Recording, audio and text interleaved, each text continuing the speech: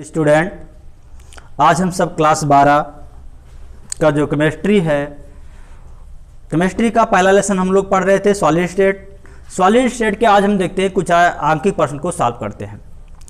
आंकिक प्रश्न जो इससे करीब 2.5 से 3 नंबर के आंकिक प्रश्न आते हैं, उसमें से देखते हैं करीब 2 पहले वीडियो में, पिछले वीडियो में कुछ सवाल को लगाया गया था, आज इसमें भी कुछ सवाल को सॉल्व करते हैं। आइए, जो पहला प्रश्न है हमारा, जिसमें 58.5 ग्राम NaCl में इकाई सेलों की संख्या को क्या करना है, ज्ञात करना है। जिससे सवाल क्या कह रहा है कि 58.5 ग्राम NaCl लिया गया है, यानी साधारण नमक को लिया गया। अब इतने नमक में यानी कितने मोल हमारे NaCl के हैं, या कितने कण हमारा NaCl का है, इस NaCl की संख्या को हमको क्या करना है, ज्ञात करना है। तो सबसे पहले हम सवाल को सॉल्व करते देखते हैं कि NaCl का भार दिया हुआ है कितना हमारा सवाल में 58.5 ग्राम। ठीक है, उसके बाद हमारा जो सवाल को सॉल्व करने के लिए हम NaCl का अणुभार निकालेंगे। क्या निकालेंगे? अणुभार। तो अणुभार हम जानते हैं निकालने के लिए NaCl का, इसमें यानी जो सोडियम है और क्लोरीन है, दोनों के परमाणु भारों का जो योग होगा वही हमारा इसका क्या होगा, अणुभार होगा। तो हम जानते हैं कि सोडियम का परमाणु भार 23 होता है और क्लोरीन का परमाणु भार आपका 35.5 होता है। अगर प्रश्न आएगा आपको सवाल में, तो यदि आपके एग्जाम में ऐसे प्रश्न आते हैं तो उसमें से आपको परमाणु भार दिया होगा। ठीक है, तो यहां पर देखते हैं कितना है, 23 है और कितना है 35.5, तो यहां कितना हो जाएगा, लगभग 58.5 हो जाएगा। ये हमारा क्या हो जाएगा, उसका अणुभार हो जाएगा। अब इसमें हमको ज्ञात क्या करना है, हम ज्ञात करेंगे NaCl के मोलों की संख्या, मोलों की संख्या। तो मोलों की संख्या के लिए हम लोग एक सूत्र पढ़े हैं कि भार बटे अणुभार। जैसे किसी यौगिक या किसी पदार्थ का भार बटे अणुभार, जितना उसका भार होता है उसके अणुभार से क्या कर दीजिए, भाग कर दीजिए, और जो हमको प्राप्त होगा वो उसके मोलों की संख्या प्राप्त हो जाएगी। तो NaCl के मोलों की संख्या बराबर क्या हम निकाल सकते हैं, जानते हैं कि NaCl का भार, NaCl का भार बटे NaCl का अणुभार, भार। तो अब NaCl का भार हमारे सवाल में दिया हुआ है, कितना है NaCl का भार, NaCl का भार हमारा 58.5 NaCl का भार दिया हुआ है। NaCl का भार 58.5 ग्राम दिया हुआ है। उसके बाद हम देखते हैं कि सवाल में हमारा जो अणुभार है वो अणुभार कितना है, 58.5 है, 58.5। तो भार भी हमको दिया हुआ है, अणुभार हमको दिया हुआ है, तो यानी देखें यहाँ दोनों बराबर है, कट जाएगा, हमको कितना हो जाएगा, 1 मोल। क्या आएगा, 1 मोल। तो NaCl के मोलों की संख्या कितनी है, 1। NaCl की मोलों की संख्या हमको क्या हो गया, पता हो गया। अब हमको निकालना क्या है, या हमारी इसकी व्यवस्था की जाए, तो जैसे हम बात की गई इकाई सेलों के लिए, तो इकाई सेलों की बात किया जाए तो इसमें जो संरचना की व्यवस्था होगी वो हमारे NaCl की FCC व्यवस्था होगी। NaCl में FCC व्यवस्था होती, क्या होती है, FCC फ्लक्स, FCC व्यवस्था में, या FCC व्यवस्था में। अब FCC व्यवस्था में हम बात करें तो इसमें 4 हमारे क्या होंगे, Na+ आयन होंगे और 4 हमारे Cl- आयन होंगे। अब इसमें 4+ और 4 Cl- की बात की गई, तो जैसे हम यहाँ पर एक संरचना बना के देख लेते हैं कि इस प्रकार जैसे ये बात की गई है। अब कैसे, यहाँ पर परमाणु की संख्या, ये हमारा क्या होगा कोई, अब इसमें हमारा बात की, यहाँ पर Na+ होगा, यहाँ पर Cl-, Na+ Cl- हो जाएगा, और यहाँ पर Na+ और यहाँ पर Cl-, यहाँ पर Cl- और Na+। अब काउंटिंग करके देख सकते हैं कि इसमें हमारा 4+ आयन है और 4- आयन है। तो अब इस प्रकार से होगा। अब हमको ज्ञात क्या करना है, इकाई सेलों की संख्या। तो इकाई सेलों की संख्या ज्ञात करने के लिए, तो सेलों की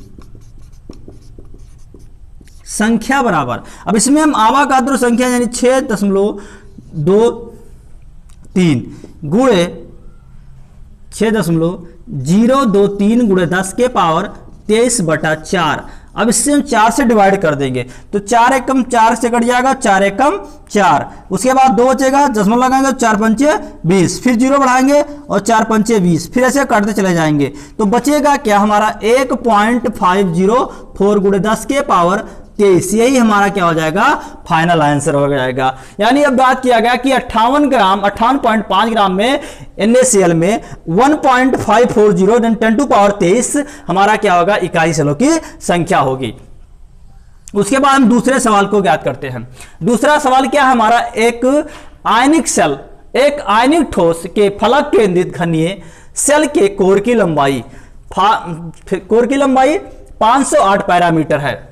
यदि धनायन की त्रिज्या 110 पैरामीटर है तो ऋणायन की त्रिज्या हमको क्या करना है, ज्ञात करना है। अब हल देखते हैं दूसरा का। अब हल देखते हैं कि दिया है, यानी कोर की लंबाई हमको दिया है, कोर की लंबाई बराबर कितनी है 508 पैरामीटर है। ठीक है, इसमें से R प्लस मतलब धनायन की त्रिज्या दिया हुआ है कितना 110 पैरामीटर। ठीक है, ऋणायन की त्रिज्या हमको क्या करना है, ज्ञात करना है। तो ऋणायन की त्रिज्या ज्ञात करना है। हम लोग एक सूत्र पढ़े हैं यार, जिसमें से आपको पता होगा या आप पिछली वीडियो में देख सकते हैं कि सूत्र पढ़ा गया था कि कोर की लंबाई बराबर, कोर की लंबाई बराबर 2R धनायन की त्रिज्या प्लस ऋणायन की त्रिज्या। अब कोर की लंबाई क्या है, जैसे ये यहां से यहां की बात की जाए तो इसके बीच की जो यही होगी हमारी क्या होगी, कोर होगा। अब कोर की लंबाई की बात की गई है। ठीक है, अब इसमें से सवाल में ये हमारा क्या होगा, सूत्र होगा। इस सूत्र से हम इस सवाल को क्या करेंगे, सॉल्व करेंगे। अब कोर की लंबाई हमको दिया हुआ है कितना है 508 दो। ठीक है, उसके बाद किसमें R प्लस की त्रिज्या हमको 110 और R माइनस की त्रिज्या हमको क्या करना है, ज्ञात करना है। तो 110 प्लस R माइनस और ये 508 बटे 2। तो यहां पर हम काटने के बाद 2 दूनी 4, 2 पंचे 10, 2 चौक 8। तो 110 प्लस R बराबर 254। तो R माइनस मतलब ऋणायन की त्रिज्या बराबर हमको क्या प्राप्त होगा 254 माइनस 110। तो R माइनस की त्रिज्या कितनी होगी, यहां पर 4 और 1 पैरामीटर। यहां पर ऋणायन की त्रिज्या हमको प्राप्त हो जाएगी कितना 144 पैरामीटर। 144 पैरामीटर हमको ऋणायन की त्रिज्या प्राप्त हो जाएगी। अब इस सूत्र से हम मान लीजिए कोई जालक दिया गया है या कोई फलक केंद्रित घनीय जालक है तो उसको क्या ज्ञात कर सकते हैं, फलक का ऋणायन की त्रिज्या ज्ञात कर सकते हैं, धनायन की त्रिज्या ज्ञात कर सकते हैं और कोर की लंबाई ज्ञात कर सकते हैं। तो इस प्रकार से सवाल को हम सॉल्व कर सकते हैं। और उसके बाद और हम देखते हैं एक सवाल हम और देखते हैं। हम आप तीसरा सवाल सॉल्व करेंगे।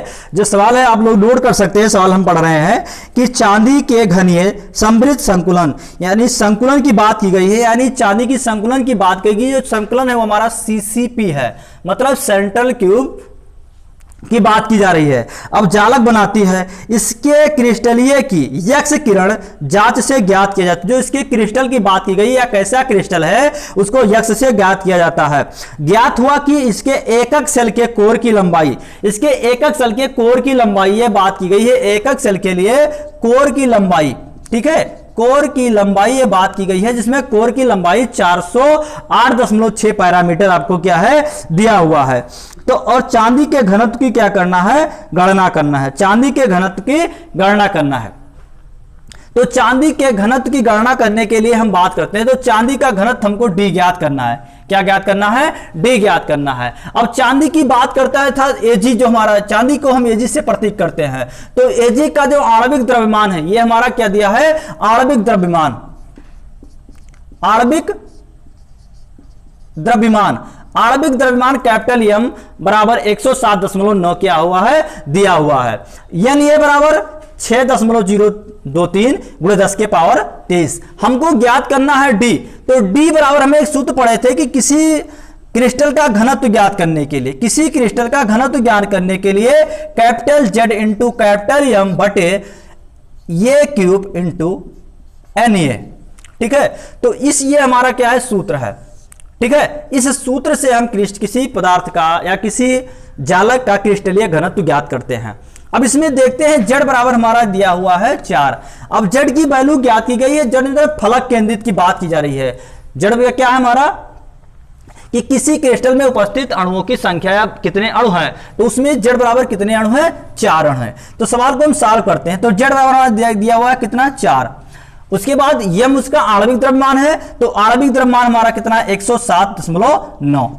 उसके बाद ये की बात कर रहा है कोर की लंबाई, तो कोर की लंबाई पैरामीटर में थी, उसको हमने क्या बदल लिया, मीटर में बदल लिया। तो यहां पर रखते 408.6 गुणे 10 के पावर -10 का क्यूब इंटू Na का मान हमारा दिया हुआ है 6.023 गुणे 10 के पावर 23। ठीक है, अब यहां पर हमने इसको क्या कर ले, सॉल्व करेंगे। तो यहां जब गुणा करवाते हैं 9 × 36 के 6 और 7 × 28, 28 3 31 के 31 है और 4 एकम 4, एकांक दशमलव लगा देते हैं। तो यहां पर 431.6। अब यहां पर बात की जाएगी तो यहां पर इसको लिख सकते हैं 408.6 का क्यूब इंटू 6.023 इंटू 10 के पावर 23। उसके बाद बात करेंगे कि -10 है, तो -10 3 बार, यानी -10 इंटू -10। अब हम जानते हैं कि गुणा में घात क्या होता है, जुड़ता है। तो यहां पर गुणा में घात जुड़ जाता है, तो -10 कितना हो जाएगा, यहाँ पर 10 के पावर माइनस कितना हो जाएगा, 30। 10 के पावर -30, तो 10 के पावर -30 है और 10 के पावर प्लस हमारा 23 है। तो इसमें से घटा देंगे तो 431.6 बटे 408.6 का होल क्यूब इंटू 6.023 गुणे 10 के पावर हमारा यहाँ पर कितना बचेगा, -7। कितना हो जाएगा, 10 के पावर -7। इस प्रकार टोटल वैल्यू को हम जो सॉल्व करेंगे तो हमारा आएगा यहाँ पर सॉल्व करने में 431.6 और उसके बाद 41 बात की जाएगी गुणा भाग करने पर 41.087। अब 087 यानी 431.6 431.6 बटे 41.087 पूरी वैल्यू को सॉल्व करने की बात आएगी। उसके बाद जब इसको हम डिवाइड करेंगे तो यहां पर हमारा 10.507 इतना हमारा आ जाएगा ग्राम प्रति सेंटीमीटर क्यूब, ग्राम पर सेंटीमीटर क्यूब। जो ये हमारा इतना, ये हमारा क्या हो जाएगा, डी यानी पदार्थ का जो घनत्व आएगा वो कितना होगा, 10.50 से कितना हो जाएगा, 10.507 ग्राम प्रति सेंटीमीटर क्यूब होगा। तो इस प्रकार से हम किसी सवाल में दिया हुआ है तो इससे घनत्व की बात की गई तो घनत्व निकाल सकते थे।